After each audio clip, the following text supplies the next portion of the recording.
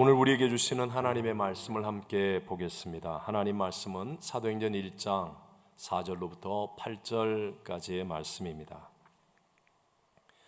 사도행전 1장 4절로 8절의 말씀은 제가 가지고 있는 성경으로 186면에 기록되어져 있습니다. 사도행전 1장 4절로 8절 말씀을 다 같이 우리 온라인으로 예배드리는 분들도 함께 성경을 찾아서 우리 한 목소리로 사도행전 1장 4절로부터 8절까지 말씀을 합독하겠습니다. 사도와 함께 모이사 그들에게 분부하여 이르시되 예루살렘을 떠나지 말고 내게서 들은 바 아버지께서 약속하신 것을 기다리라. 요한은 물로 세례를 베풀었으나 너희는 몇 날이 못되어 성령으로 세례를 받으리라 하셨느니라. 그들이 모였을 때에 예수께 여쭈어 이르되 주께서 이스라엘 나라를 회복하심이 이때니까 하니 이르시되 때와 시기는 아버지께서 자기의 권한에 두셨으니 너희가 알 바 아니요 오직 성령이 너희에게 임하시면 너희가 권능을 받고 예루살렘과 온 유대와 사마리아와 땅끝까지 이르러 내 증인이 되리라 하시니라. 아멘. 아멘. 청교도 미국 이주 400주년을 기념하며 청교도 신앙과 감사 회복을 위한 영적 대각성 온라인 부흥회를 허락하신 하나님께 먼저 감사와 영광을 올려드립니다. 또한 함께 영상으로 예배드리고 기도하는 모든 분들에게 미국의 부흥과 복을 허락하신 하나님의 은혜가 충만하시기를 기원합니다. 저는 오늘 청교도의 거룩한 삶의 추구와 성령 충만이라는 제목으로 함께 은혜를 나누기를 원합니다. 꽤 오래전에 나온 책으로 토마스 칼라일이 쓴 영웅의 역사라는 책이 있습니다. 토마스 칼라일은 19세기 세계를 제패했던 영국의 빅토리아 여왕 시대에 사상계에 큰 영향을 끼친 인물로 영웅들로 가득 찬 세계를 꿈꾸었던 사람입니다. 그런데 그에게 있어서의 영웅은 소수의 특출한 지도자만을 의미하는 것이 아니었습니다. 그는 참된 영웅적인 지도자가 존재하기 위해서는 수많은 작은 영웅들이 있어야 한다고 믿었습니다. 그 내용에 빗대어 말한다면 미국 건국의 기초를 만든 청교도들이 바로 그런 작은 영웅들이라고 할 수 있습니다. 당시 유명한 정치가나 리더들만이 아니라 청교도의 목수가 만든 가구는 200년이 넘어도 부서지지 않고 튼튼했다고 합니다. 오늘 우리 믿는 사람들이 간절히 바라는 소원도 청교도들과 같이 거룩한 신앙의 삶을 실제로 살아가는 것 아니겠습니까? 예수를 분명히 믿는다고 하면서도 형식주의에 빠져 있거나 아니면 세상의 문제나 유혹 앞에서 흔들리는 나 자신을 이기고 거룩과 영광 가운데 하나님의 능력을 체험하며 승리할 수 있는 신앙생활은 어떻게 이루어집니까? 영국의 청교도로 옥스퍼드 대학교 학장을 지낸 존경받는 존 오웬이라는 분은 성령의 강력한 역사를 갈망했고 하나님의 성령의 특별한 개입과 그것으로 인한 부흥을 원하며 기도했음을 이렇게 기록하고 있습니다. 진실로 우리는 하나님께 울부짖는 기도를 해야 할 이유가 있습니다. 하나님께서 다시 교회를 방문하시어 그들에게 새롭게 하시는 영을 쏟아 부어주셔서 우리가 이러한 부패의 힘 아래로 떨어지지 않도록 해야 합니다. 우리가 형식주의에 있는 한 하나님께서는 자신을 우리에게서 거두시고 우리에게 떠나 있습니다. 하나님께서 바로 이 시점에 계신 것으로 보입니다. 따라서 형제들이여 우리 스스로 교회를 기억합시다. 하나님께서 특별한 방법으로 영적인 삶과 능력과 거룩을 소생하시도록 말입니다. 하나님의 영에 의해 움직이고 우리가 하는 모든 일이 하나님의 은혜로 활발하게 되도록 기도해야 합니다. 성경이 증거하는 초대교회 성도들이 바로 이런 신앙의 본을 보여주었지 않습니까? 거대한 핍박과 절망과 두려움의 환경 가운데 있었지만 그들은 청교도와 같이 신앙으로 삶을 승리로 이루어내었습니다. 오늘 성경 본문은 예수님께서 이 지상에서 남기신 마지막 말씀입니다. 예수님은 실제로 부활하신 이후에 40일 동안 제자들에게 보이시며 하나님 나라의 일을 말씀하셨습니다. 그리고 이제 하늘로 완전히 승천하시기 직전에 제자들에게 마지막으로 하신 정말 엑기스 같은 말씀입니다. 오늘 본문 4절과 5절을 함께 읽어보겠습니다. 사도와 함께 모이사 그들에게 분부하여 이르시되 예루살렘을 떠나지 말고 내게서 들은 바 아버지께서 약속하신 것을 기다리라. 요한은 물로 세례를 베풀었으나 너희는 몇 날이 못되어 성령으로 세례를 받으리라 하셨느니라. 그리고 실제로 제자들은 주님이 하신 약속의 말씀을 붙들고 열흘 동안이나 전혀 기도에만 힘쓰던 중에 오순절 날 성령의 충만함을 받게 되었습니다. 바로 그 성령의 능력으로 초대 교회는 이 땅에 탄생되었고, 그리고 모든 문제와 환경의 어려움을 극복하는 위대한 하나님의 새 역사가 시작되었습니다. 사실 제자들은 예수님과 함께 있을 때에도 자주 말실수를 하였고 늘 자기가 높은 자의 대접을 받기를 원했으며 예수님이 체포될 때에는 한 사람도 남김없이 다 도망치고 부인하고 저주까지 하는 처절한 실패자들이었습니다. 그런데 그들에게 성령이 충만해지고 난 다음부터 그들의 실제의 삶은 거룩과 영광과 능력으로 달라졌습니다. 사도 바울도 갈라디아 성도들을 향하여 3장 5절에 이렇게 말씀하시죠. 너희에게 성령을 주시고 너희 가운데서 능력을 행하시는 이의 일이 율법의 행위에서냐 혹은 듣고 믿음에서냐. 여기에서 갈라디아 성도들 가운데서 행하시는 능력이라는 말은 오늘 본문 8절에 나오는 오직 성령이 너희에게 임하시면 너희가 권능을 받고 할 때 이 권능과 마찬가지로 헬라어 두나미스라는 단어를 씁니다. 그런데 갈라디아에서는 이 두나미스라는 단어를 영어로 미러클이라고 번역하여 사용합니다. 사람이 일반적으로 행하는 행위는 doing이라는 단어를 쓰는데 이것과 구분하여서 성령님이 행하시는 능력임을 표현하기 위해서 미러클이라는 단어를 쓰는 것입니다.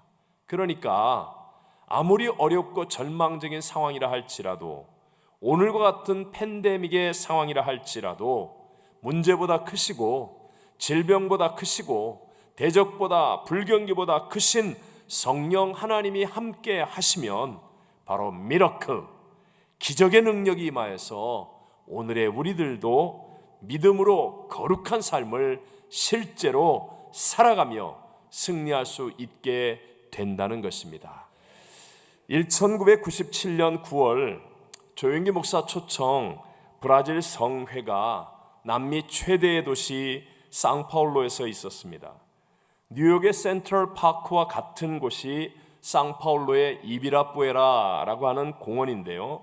그 안에 67,400명이 들어갈 수 있는 실내 체육관이 있었습니다. 그곳을 집회 장소로 예약하고 다 준비를 했는데 조용히 목사님 성회 이후 몇 달 후에 방문할 교황으로 인해서 정치적인 압력이 들어와서 장소가 취소되고 말았습니다. 핍박과 위기 앞에서 모든 교회들이 간절하게 기도할 때 성령님은 상파울로 도심 바로 옆에 있는 깜보지 말지라고 하는 경비행기 활주로에서 성회를 하도록 인도해 주셨습니다. 사실 남미의 더운 날씨에 실내가 아닌 뜨거운 태양빛 아래서, 그것도 광활한 활주로 위에서 집회를 한다는 것은 거의 불가능한 일과 같았습니다. 그런데 성회날, 브라질 전국 각지에서 사람들이 몰려왔는데, 어떤 사람들은 버스를 대절하여 교회가 5일 동안을 달려서 왔고, 어떤 교회는 버스 몇 대를 대절하여 3일에서 4일씩 걸려서 바로 그 성회에 참석하기 위해 구름대 같은 사람들이 몰려와 활주로를 덮었는데 무려 100만 명이 넘었습니다. 당시에 브라질의 대통령이었던 페르난도 엔리케 카르도소라는 분이 이제 선거를 앞두고 있었기 때문에 많은 군중들이 모여있는 그런 장소에 나타나기 위해서 조영기 목사님과 인사를 할 수 있게 해달라고 주선이 들어왔는데, 정치적인 집회가 아니므로 안 된다라고 노라고 했습니다. 그러니까 다시 연락이 오기를 그럼 기도를 받게 해달라고 해서 승낙을 했더니 대통령이 헬리콥터를 타고 급히 와서 기도를 받고 가기도 했습니다. 또 더운 날씨에 저렇게 많은 사람들이 활주로 위에 모여 있는데 쓰러져서는 안 되니까 그 큰 상파울로 시내 도시에 있는 소방차들이 총동원되어서 계속 하늘에다 대고 물을 뿌려주고 난리를 피우는 바람에 온 언론에 개신교 행사가 저절로 홍보가 되어 아주 신앙을, 복음을 전하는데 하나님께서 놀라운 일을 이루시고 모든 것이 다 합력하여 선이 되게 해 주셨습니다. 중요한 것은요, 바로 이러한 성회를 통하여 브라질 개신교의 부흥이 놀랍게 일어나게 되었고, 그리고 성령운동에 큰 획을 긋는 사건이 되었다는 것입니다. 그 후에 미국의 고든 코넬 신학교에서 운영하는 조사기관 글로벌 크리스천니티의 조사에 따르면 2010년 한 해 동안 해외로 파송된 선교사의 수는 총 40만 명인데 브라질이 3만 4천 명으로 12만 7천 명을 선교사로 파송한 미국의 뒤를 이어 선교사 파송 2위 나라가 되었습니다. 또한 브라질은 지금 미국에 이어서 세계에서 두 번째로 많은 개신교 성도를 갖는 나라가 되었습니다. 성령 하나님의 역사는 지금도 우리들에게도 이와 같이 일어나고 있는 줄로 믿습니다. 분열된 교회들의 통합, 한국과 미국 정치의 통합, 그리고 한국의 남북 통일이나 아니면 미국이 회복되어 세계 선교의 불길을 일으키는 것도 사실은 우리의 힘이 아닌 성령의 권능으로 이루어질 수 있는 일이 아니겠습니까? 오늘 성경이 증거하는 또 하나의 중요한 교훈은 먼저라고 하는 순서입니다. 먼저라고 하는 순서. 예수님은 이 세상에 제자들 위에는 복음을 만민에게 전할 수 있는 다른 대안을 두지 않으셨습니다. 복음을 위해 이 땅에 오셨고 십자가에서 죽으시고 부활하여 승천하시는 예수님께 이 복음을 전파할 수 있는 다른 대안이 전혀 없었다는 것입니다. 그런데 예수님은 승천하시면서 이제는 제자들 너희가 만민에게 가서 복음을 전하라고 하지 않으시고 예루살렘을 떠나지 말라라고 말씀하셨습니다. 이유는 단 하나, 먼저 성령으로 세례를 받으라는 것이었습니다. 그러니까 제자들의 입장에서 본다면 그 어떤 사역이나 그 어떤 노력이나 준비나 수고보다도 그 어떤 만남보다도 먼저 해야 될 일이 바로 성령으로 충만해지는 것임을 알 수 있습니다. 그리고 그렇게 할 때 연약했고 실수투성이었고 그리고 넘어졌고 실패했었던 그 제자들이 온 세상을 복음으로 변화시키는 초대교회의 부흥을 일으키는 위대한 사도로 사명을 감당할 수 있었다는 것입니다. 우리가 잘 알고 있는 하나님의 마음에 합한 다윗의 신앙도 동일합니다. 다윗은 수많은 대적이 있었고 문제와 어려움들이 있었습니다. 그러나 언제나 그는 먼저 하나님에 대한 신앙의 고백이었습니다. 문제에 대해서 먼저 말하지 않고, 대적에 대해서 먼저 말하지 않고, 자신의 어려움에 대해서 먼저 말하지 않고, 언제나 다윗은 먼저 하나님을 향한 신앙의 고백이 앞섰습니다. 먼저였다는 것입니다. 우리가 너무나 잘 아는 대표적인 다윗의 고백, 시편 23편 1절을 다 같이 한번 읽어봅니다. 여호와는 나의 목자시니 내게 부족함이 없으리로다. 한 번 더 읽을까요? 여호와는 나의 목자시니 내게 부족함이 없으리로다. 여러분, 우리는 어떻습니까? 내게 부족함이 없으니까, 그러니까 여호와는 나의 목자라고 말하지 않습니까? 부족함이 있으면, 문제가 생기면, 대적이 없어지지 않으면, 고난이 내게 다가오면 여호와고 뭐고 무슨 목자냐고, 아무 소용없다고, 혹시 우리는 이런 연약한 믿음 가운데 있지는 않습니까? 우리는 하나님보다도 상황과 조건, 환경이 먼저일 때가 얼마나 많습니까? 그래서 잘 되고 뜻대로 되면 하나님이 나의 목자인 것 같고, 반대로 상황이 안 좋거나 내가 이해하지 못하는 고난과 어려움이 생기면, 그렇게 되면 하나님은 나의 목자가 아닌 것 같다는 생각 속에 빠질 때가 있습니다. 그러나 하나님의 마음에 합한 다윗, 모든 것으로 합력하여 선을 이루고 만성천자와 같은 승리자가 된 다윗은 그 어떤 문제보다도, 그 어떤 대적보다도 먼저 하나님이었습니다. 문제보다 대적보다 크신 하나님이 먼저가 되니까 하나님의 능력이 다윗에게 임하여서 다윗의 삶과 신앙은 역전승을 이루게 된 줄로 믿습니다. 400년 전 미국의 발을 디딘 청교도들의 상황은 지금 코비드-19로 팬데믹의 어려움을 겪고 있는 우리들보다도 훨씬 더 어렵고 고통스러운 환경이었습니다. 하지만 그들도 마찬가지로 하나님이 먼저였습니다. 먼저 예배 드렸습니다.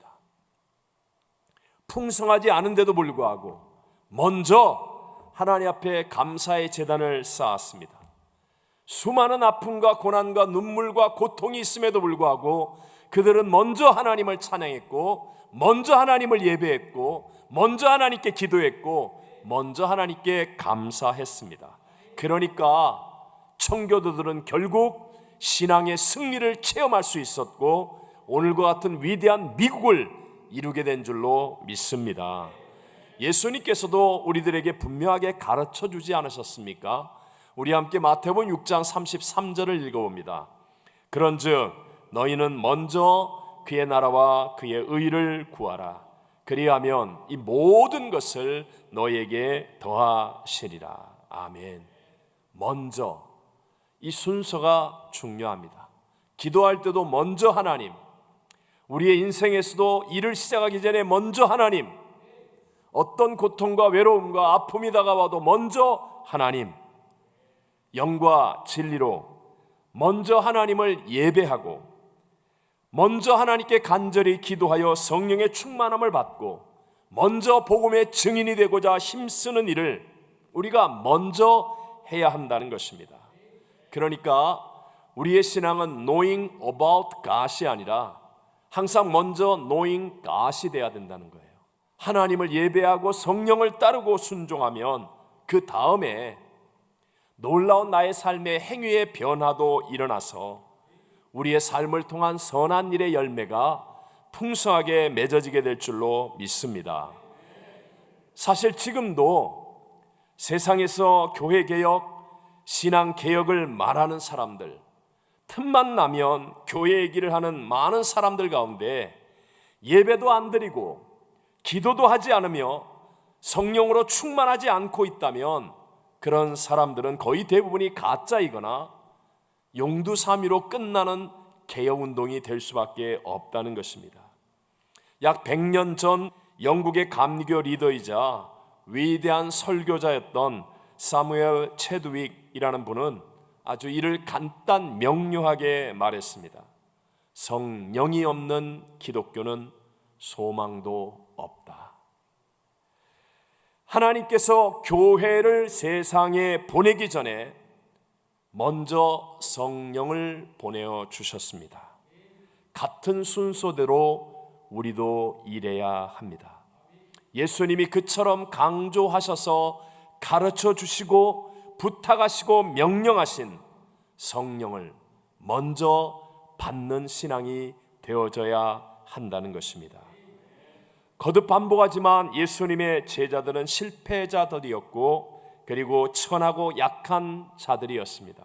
그러나 그들은 먼저 성령으로 충만해진 이후에 하늘의 영광과 하늘의 거룩과 하늘의 능력을 가지고 세상과 땅을 이기는 사람이 되어 한 번에는 3,000명, 어떤 때는 5,000명이 돌아오는 열매를 맺기도 하고 수많은 핍박과 고난을 능히 이기며 믿음의 표대를 향하여 달려가는 위대한 신앙의 승리자들이 되었습니다.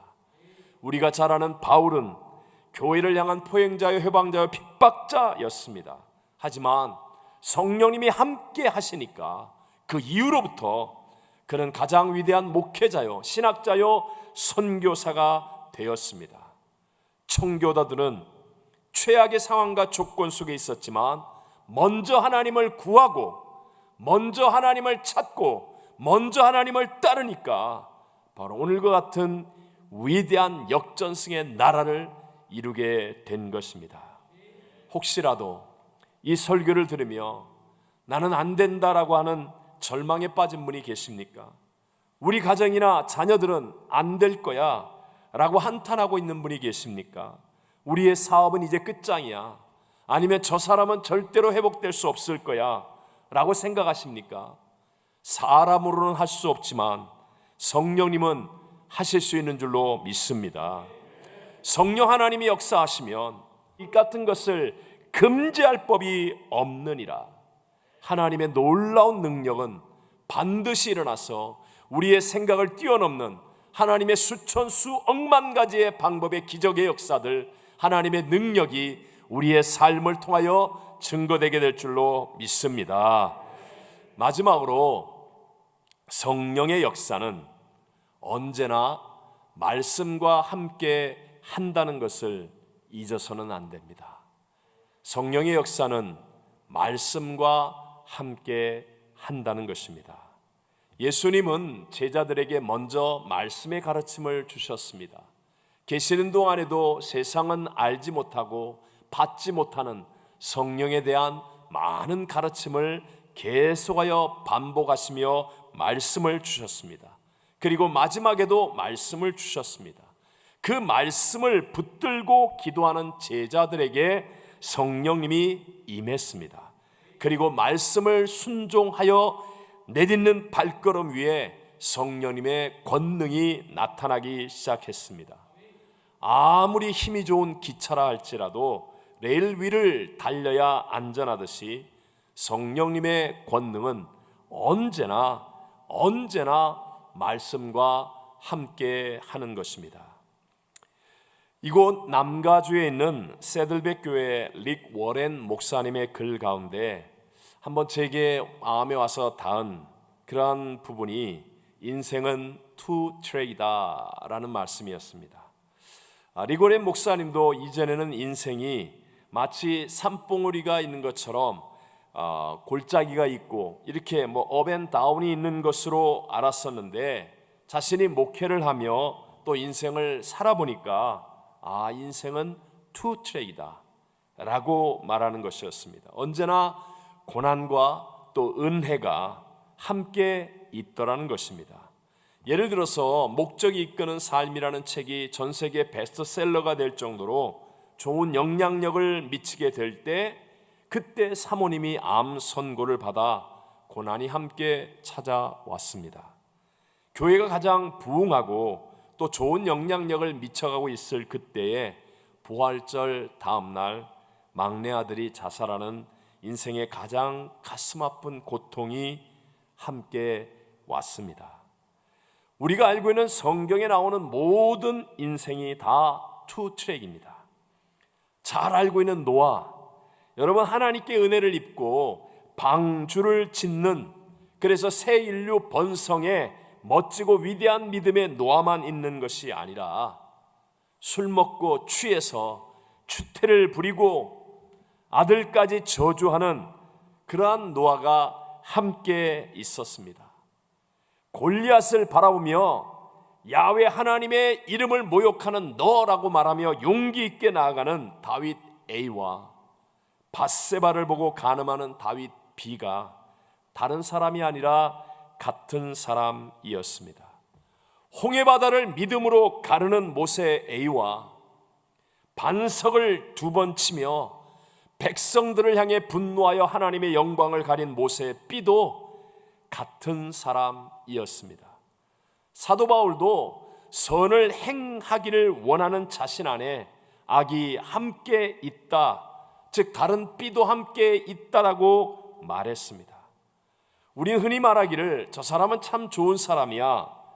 사실은 그 말도 맞지 않습니다. 그 사람도 말씀을 떠나고 예배를 떠나면 다 B가 됩니다. 저 사람은 정말 악한 사람이야. 그것도 맞지 않습니다. 그 사람 안에도 놀라운 선한 A가 있고 성령이 역사하시면 그 같은 것을 금지할 법이 없느니라 하늘나라의 열매가 되어질 수 있습니다. 저는 남미에서 20년 이상을 사역했었습니다. 남미의 나라마다 조금씩 다르긴 해도 남미의 자연환경 또는 조건들은 참 좋습니다. 또 사람들도 제가 보기에는 너무너무 착하고 순박합니다. 동네, 도시, 마을 중심마다 개톨릭 성당이 있고 종교적인 열심도 정말 대단한 사람들입니다. 그런데 성경 말씀이 없습니다. 성경 말씀이 없습니다. 그러니까 죄를 못 이깁니다. 우상을 못 이기고 거짓을 못 이깁니다. 그래서 나라가 부정부패가 많고 질병과 폭력이 가득하고 가난과 저주가 있고 무지와 전쟁이 가득합니다.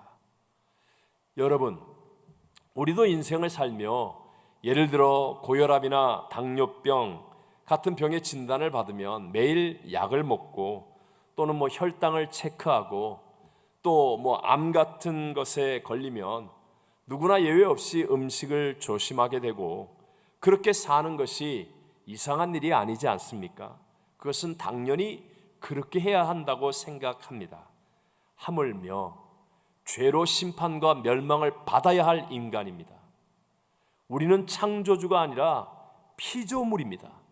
그런 인간이 우리를 구원하신 말씀을 가볍게 여기며 살 수 있다고 생각하십니까? 그러나 반대로 말씀이 육신이 되어 오신 예수님, 말씀이신 하나님, 그분을 믿는 믿음 안에서 우리가 말씀을 가슴에 품고 말씀을 붙들고 말씀과 함께하는 삶을 산다면 반드시 성령의 권능이 우리에게 나타날 것이며 하나님의 복이 흐르는 위대한 인생의 승리를 누리게 될 줄로 믿습니다. 성령님이 내 속에 계시면 말씀이 살아납니다. 성령님이 나와 함께 하시면 말씀이 깨달아지고 말씀이 달아지고 말씀을 순종할 수 있는 놀라운 용기가 생겨납니다. 요한복음 14장 26절에 예수님께서 가르치며 하신 말씀이죠. 함께 읽습니다. 보혜사 곧 아버지께서 내 이름으로 보내실 성령, 그가 너희에게 모든 것을 가르치고 내가 너희에게 말한 모든 것을 생각나게 하리라. 아멘. 성령이 진리를 가르쳐 주십니다. 성령이 빛을 비추시고 예수님께서 말씀하신 것들을 기억나게 하시고 행하게 하십니다. 성령 하나님과 함께 말씀을 붙들고 전진하는 사람은 반드시 하나님의 권능 속에 위대한 인생의 역전승을 이룰 수 있게 됨을 믿으시기 바랍니다. 성령의 능력으로 초대교회는 이 땅에 탄생되었고 청교도들을 통한 하나님의 새 역사도 시작되었습니다. 오늘 우리들도 아무리 팬데믹과 같은 상황이라 할지라도 문제보다 크시고 질병보다 크시며 불경기보다 크신 성령 하나님이 함께 하시면 미러클, 하나님의 능력이 임하여서 믿음으로 거룩한 승리의 삶을 살게 됩니다. 성경이 우리에게 증거하는 중요한 교훈은 어떤 세상의 문제보다 먼저 성령님이라고 하는 순서입니다. 여러분, 문제를 말하기 전에, 문제를 바라보기 전에, 문제를 생각하기 전에, 문제에 빠지기 전에 먼저 성령님을 의지하십시오. 그리고 고백하십시오. 찬송하십시오. 기도하십시오. 먼저 예배하십시오. 이것이 승리의 길입니다. 그리고 성령님의 역사는 언제나 말씀과 함께 한다는 것을 잊어서는 안 됩니다. 청교도 미국 이주 400주년을 맞이하며 우리 동일한 성령 하나님의 역사로 예배를 드리며 성령님의 은혜를 사모하는 모든 분들이 제2의 청교도와 같이 하나님 나라에 존귀하게 쓰임받게 되시기를 주님의 이름으로 축원합니다. 기도하겠습니다. 하나님, 성령의 능력으로 초대교회가 이 땅에 탄생되었고 청교도들을 통한 거룩한 신앙의 삶, 하나님의 새 역사도 일어났습니다. 세상이 아무리 코로나 팬데믹에 빠져있다 할지라도 하나님은 문제보다 크시고 질병보다 크시며 불경기보다 크신 분임을 믿는 자가 되게 하여 주옵소서. 문제보다 먼저 하나님을 향하여 믿음을 고백하고 하나님을 먼저 구하여 찾고 먼저 하나님을 예배하는 자가 되게 하시고 말씀과 함께함으로 성령님의 권능이 우리의 삶 속에 나타나 삶의 역전승, 하나님의 큰 영광들이 나타나게 하여 주옵소서. 예수님의 이름으로 축복하며 기도합니다. 아멘.